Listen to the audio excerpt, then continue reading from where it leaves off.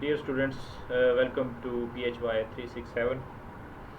Today we are starting the third section of our course, that is the statistical physics of system of particles. During previous two sections we studied thermodynamics, and then we studied the probability theory and its applications, and we studied some prob probability distributions like binomial, Gaussian, and somehow Poisson distribution. And today we will learn about what is statistical physics. So basically, statistical physics comprises of two types of knowledge bases. One is we have um, classical and quantum mechanics. We call this mechanics, the laws of mechanics that govern the motion of particles at various levels. And the other part is the statistical probabilistic nature of the system. And in this statistical physics portion, basically we combine these two approaches, the laws of mechanics, whether quantum or classical, and the laws of probability. And we will see that how our systems can be studied in a way better manner if we use this kind of approach. So to start with, we have to deal with the some basic strategies that what we will adopt for this section of the course. So first strategy is that we have to specify strategies for studying the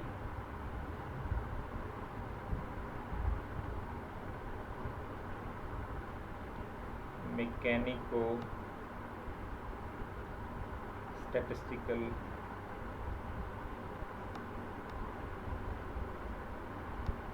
nature of the universe, I would say. So there are three steps that we will do. So first we have to specify.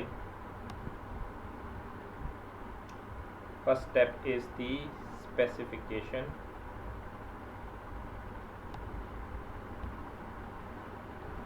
of the microscopic states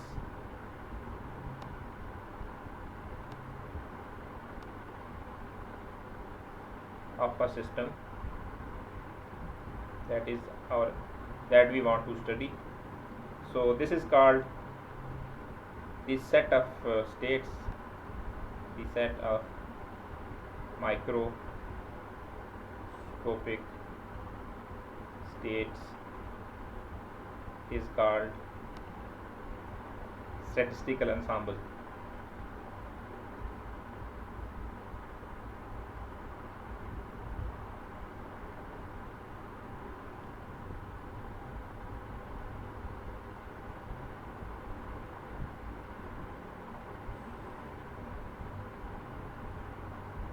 So before doing anything else, we should know what the configuration or what the uh, system is all about.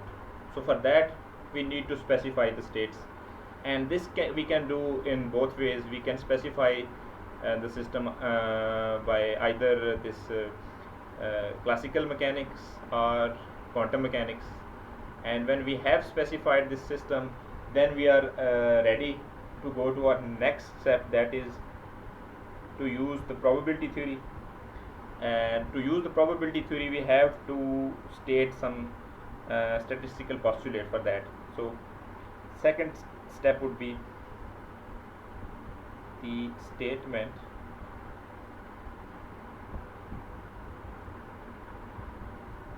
of a statistical postulate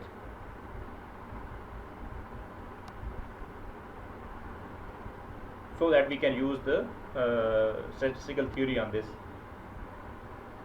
I write it in order to use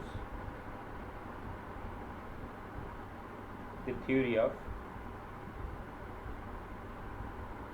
probability.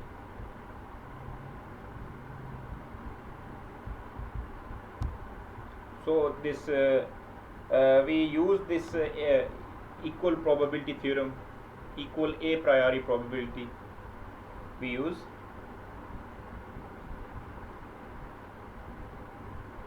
equal a priori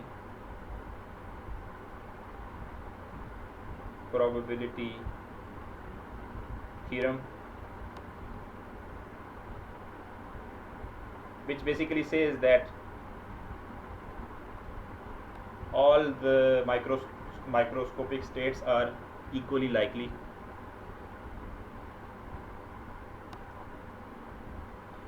And in the third and last part of our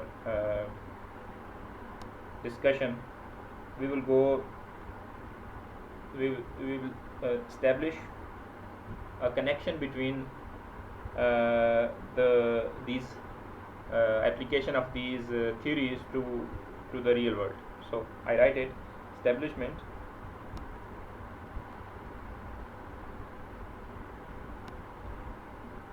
of a connection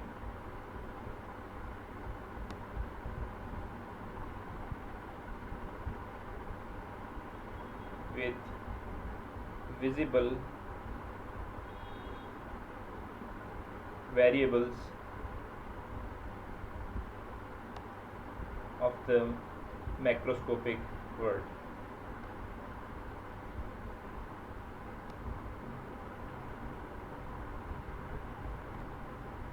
So macroscopic world in our case would be the thermodynamic variables like entropy, heat capacity, and so on.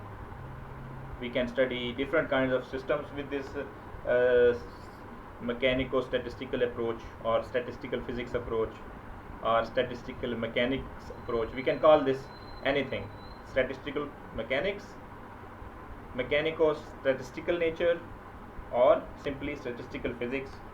So we will use these three steps to reach our conclusions, how theory matches with the experiment, and so on and so forth. And we will use some models for each system. For example, we can use simplified models in case of in the last lecture we studied this magnetic system. So I told you that we have ignored the interaction between two spins.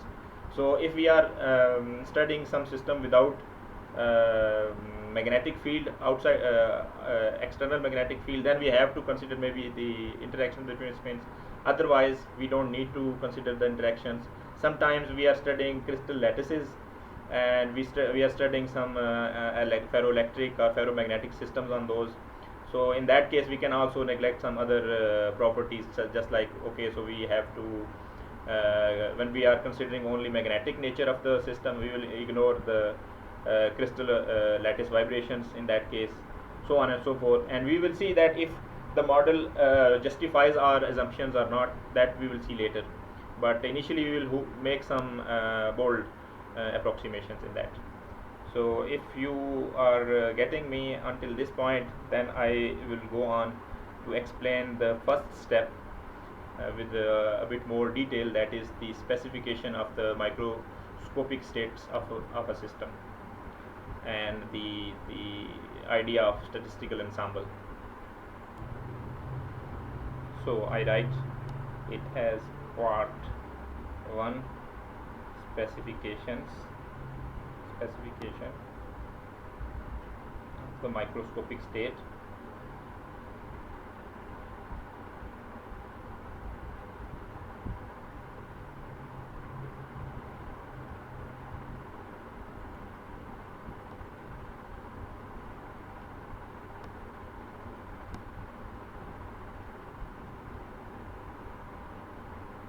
So most of the things can be explained in terms of quantum mechanics. So most of the systems can be really well understood with the help of quantum mechanics. For example, generally we can say that if a system is characterized by a wave function, in quantum mechanics, you have studied quantum mechanics pretty well, I think. A stationary system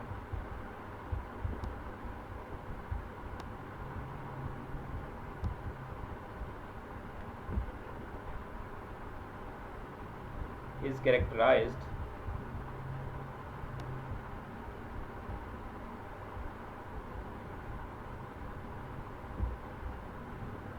by a wave function.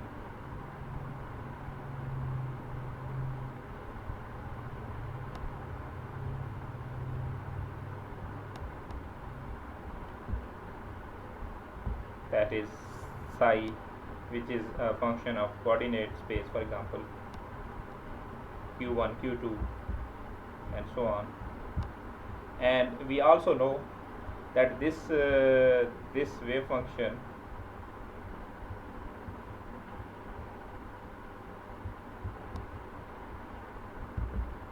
psi can be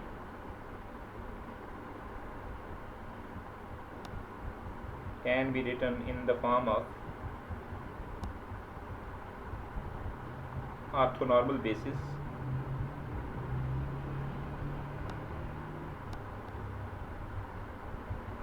phi n, which are basically eigenfunctions of the Hamiltonian.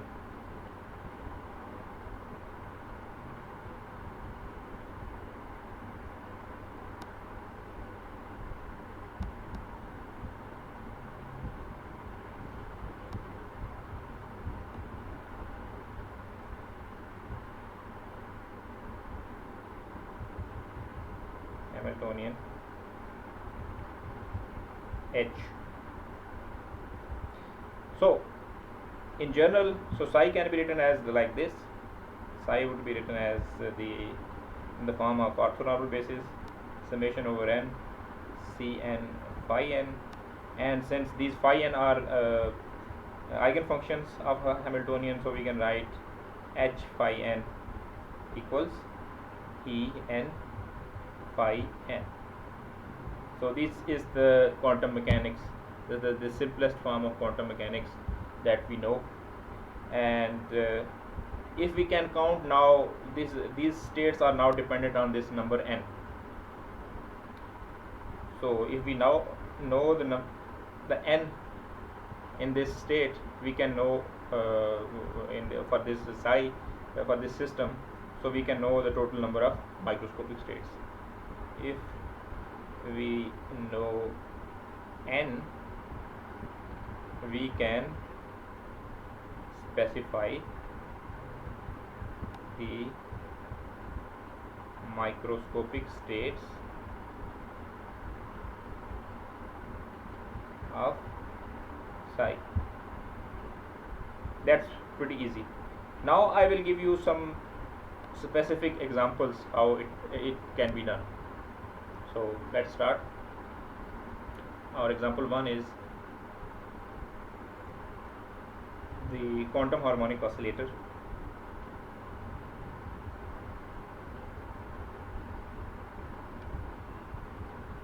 The quantum harmonic oscillator,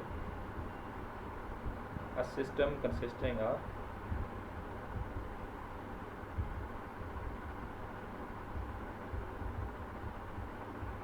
just one quantum harmonic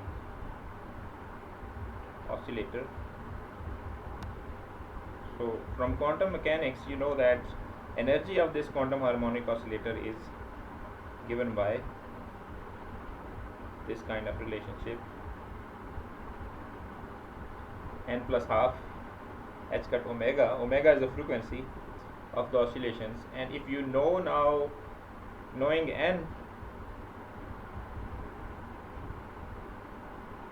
will specify the state of this system. N is the quantum number. Now you know that this describes different energy levels, and if we know that n is 1, we can say okay that now this system is in first energy state. If n is 0, then it's in ground state, so on and so forth. We can easily know in which n the system is, and that's it. That is it.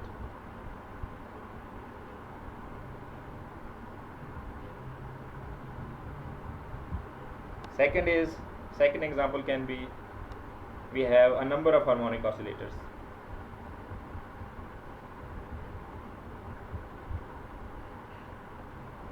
That is more than n. There are capital N number of quantum harmonic oscillators. In that case, the total energy would be given by En. That would be first harmonic oscillator plus second harmonic oscillator energy and the nth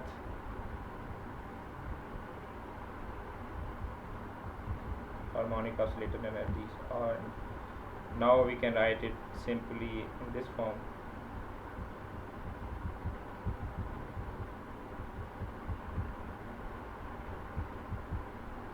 So now we need to know all these n's. Now we have to specify the state of this collection of harmonic oscillators. We need to know n1, n2, n3 simultaneously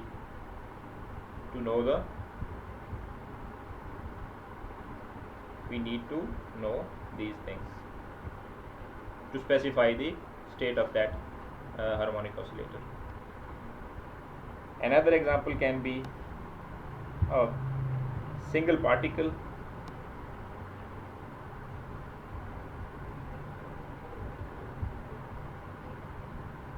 A single particle confined to a one-dimensional box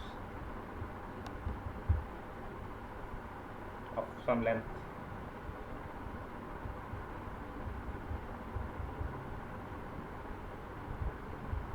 L. In that case, we need to know that how the wave function looks like. Wave function is in that case would be something like sine n x. Assume that this box is along the x-axis, so we write it like nx pi over L. And this wave function should obey some properties of this boundary conditions, like if this is the box, this is the particle somewhere here, so the particle wave function should vanish outside these boundaries, so it should only exist inside this box. And if it satisfies these boundary conditions, then the energy of this system can be written as nx squared pi square h cut square over 2ml. You know this from quantum mechanics pretty well, I think. So now we have to know the nx. Knowing nx will specify the state of the system.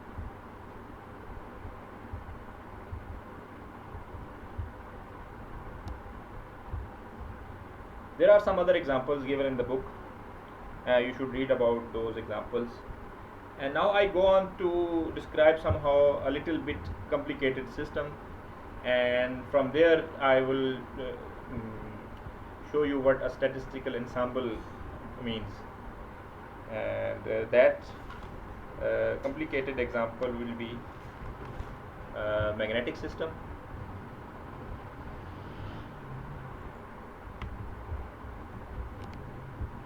Example 4.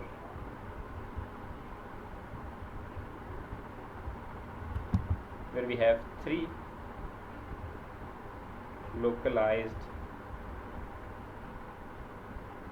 and non-interacting spins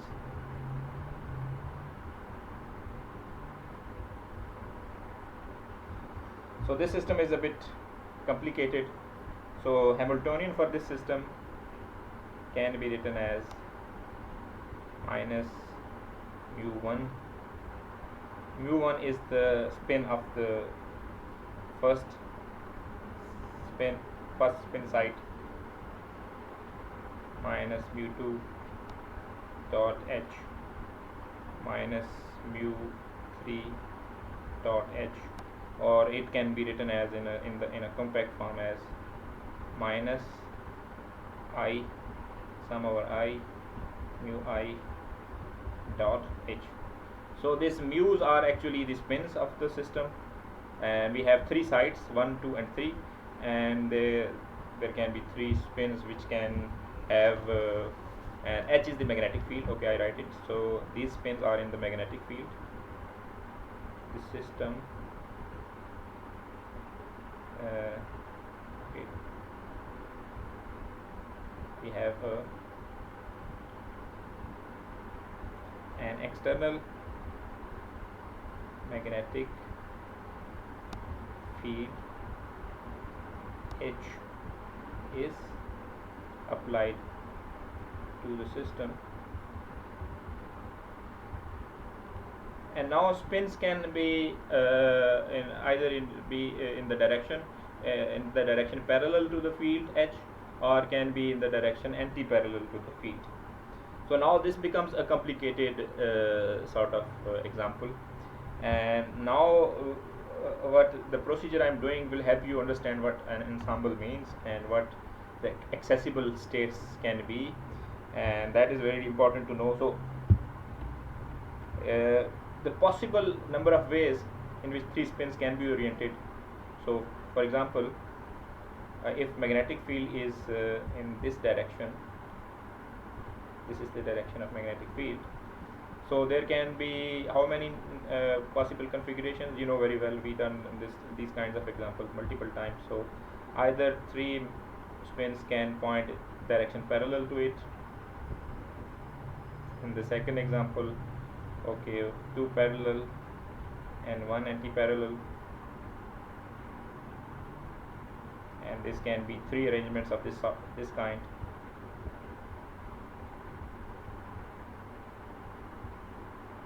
And two in this orientation.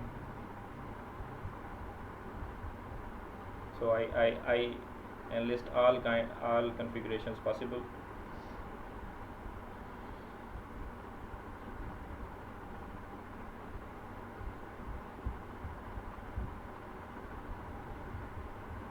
And the last could be that all the three spins point anti-parallel to the field. So these are 8 possibilities. You can know how many possibilities from simple calculations from probability theory. So if now these 3 point parallel, we can call these we have now 8 microstates corresponding to 8 different configurations, and all these states have different total moments. So I give a heading total moment, and I give another heading of total energy.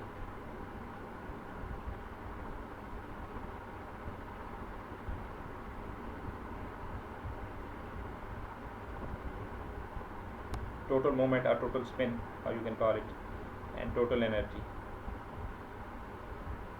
Remember that total energy is given by this relationship here, the Hamiltonian. So if they are pointing in the same direction, this total moment would be 3 mu, where 1 mu is equal to either plus or minus, plus 1 or minus 1, or you can take plus half or minus half, whatever you take, but it should be plus and minus. So if all of them are pointing upwards, so this is plus 3 mu, and then energy would be given by, according to our equation for energy, the energy would be minus 3 mu h in this configuration. For second configuration, it would be total moment would be mu and total energy would be minus mu h, and these three configurations are they have same total magnetic moment or total spin, and they have same energy. Similarly, we have this state, so it has total moment minus mu. This also has minus mu, and the corresponding energies are plus mu h, and plus mu h. And the last configuration has total moment of minus 3 mu, because they are pointing against the direction of magnetic field, and this has energy plus 3 mu h. So this is the configurations, and the you see this construction of this table and configuration construction of these configurations. This actually forms a statistical ensemble. So in previous examples, as you saw, that we had simpler systems. For example, in case of one harmonic oscillator, we only needed n, and we could have specified the total states. And in case of one-dimensional box, it was also simpler. But as we went on to a complicated system, we saw that now the total number of microstates have increased, and now this set of configurations, all possible configurations that we have, all microstates that we have now available, this is called the statistical ensemble.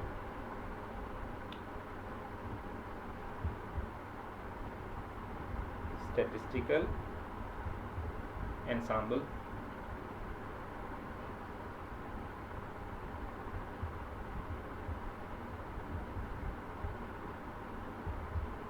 This is actually a set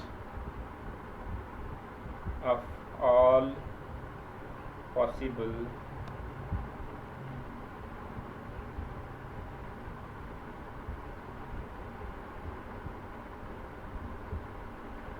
microstates of a large system,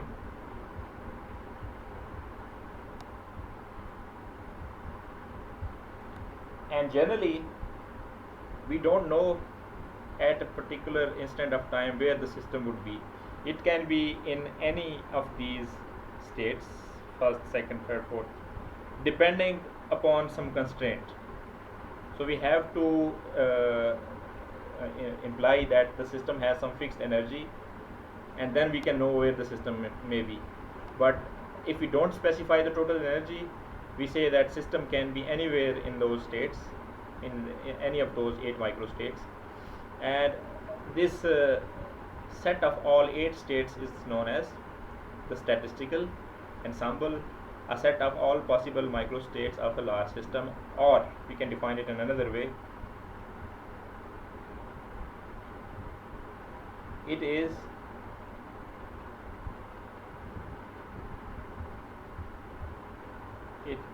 a set of similar subsystems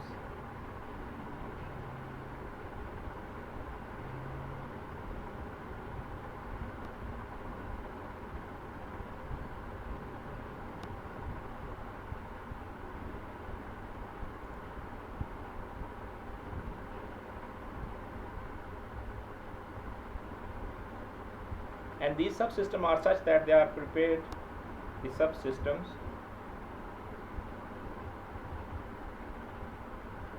are exactly similar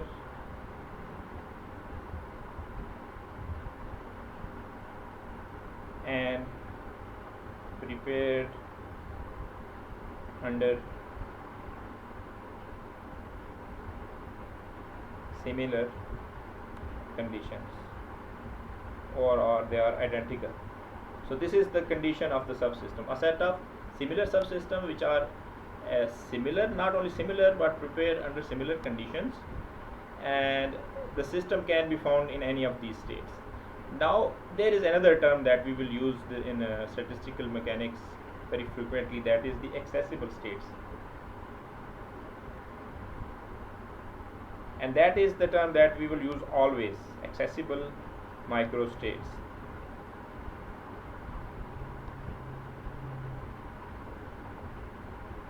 This accessibility is related to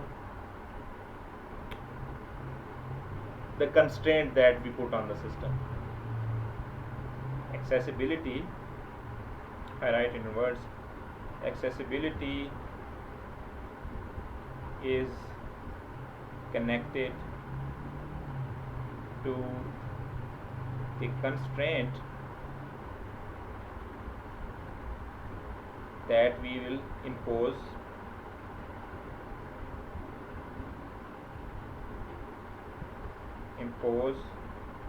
on a system,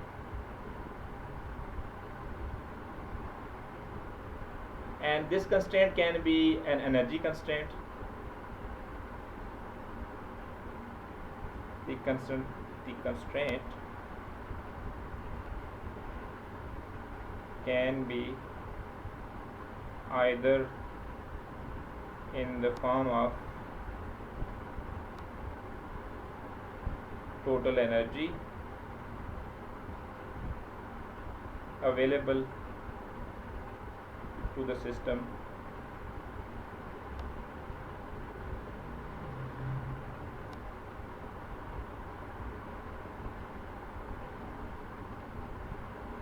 or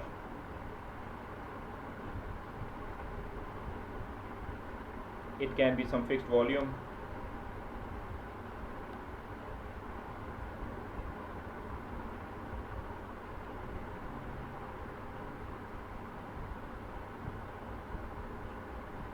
Whatever the condition may be, and if we now impose that condition, not all microstates that were initially available to the system will be available anymore. So some state will be ignored and some states will be kept. So if you go back to this example of this magnetic system, and we say that we have total energy of the system equal to mu h, we have now, I go back and write it. Suppose in the system where we have applied a magnetic field, suppose for the system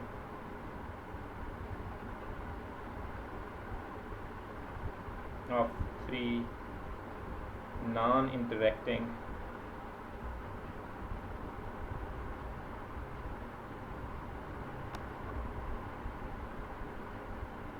spins in a magnetic field,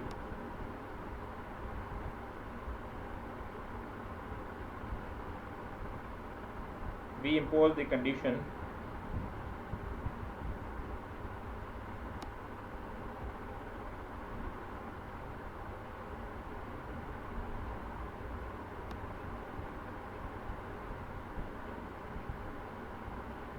that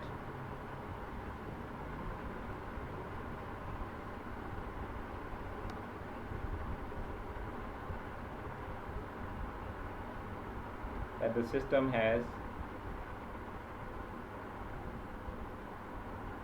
total energy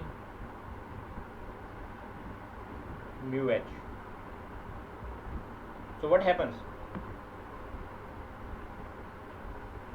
So mu h would be some fixed number of energy that you can see here that only these three configurations will be available to the system because they have the energy mu h.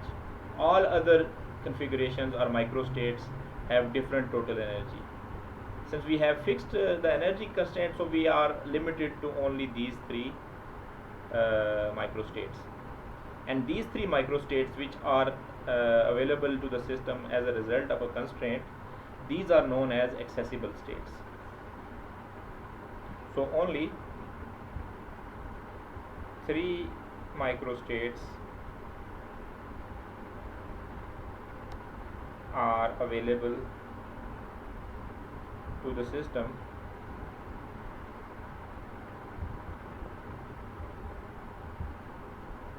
these states are called accessible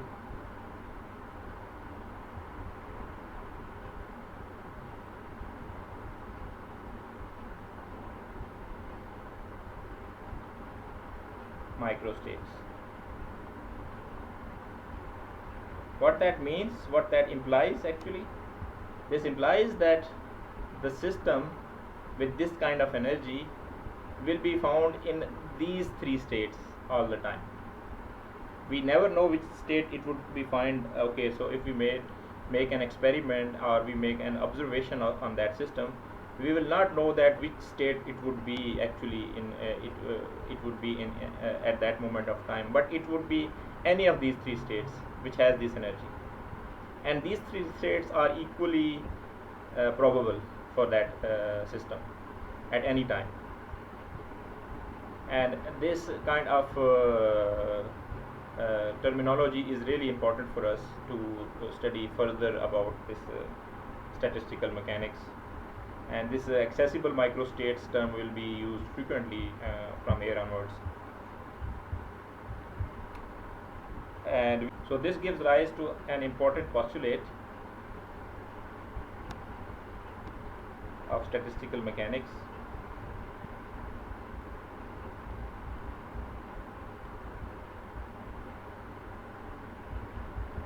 That is, an isolated system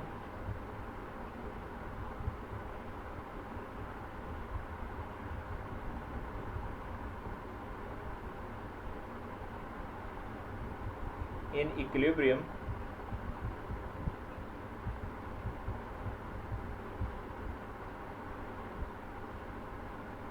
is equally likely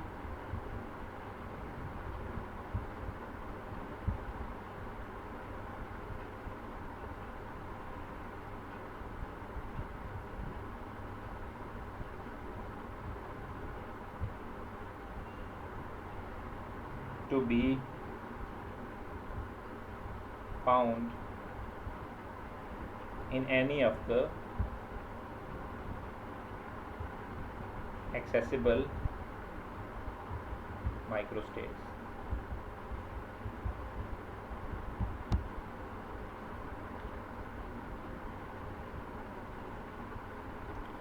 During the next lecture,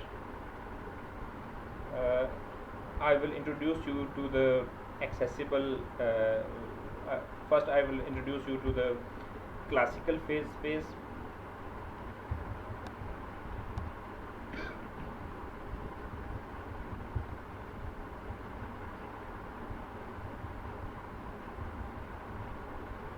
Classical phase space,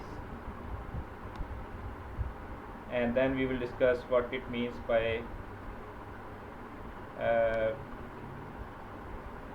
accessible states in classical phase space, accessible states or volume in classical phase space,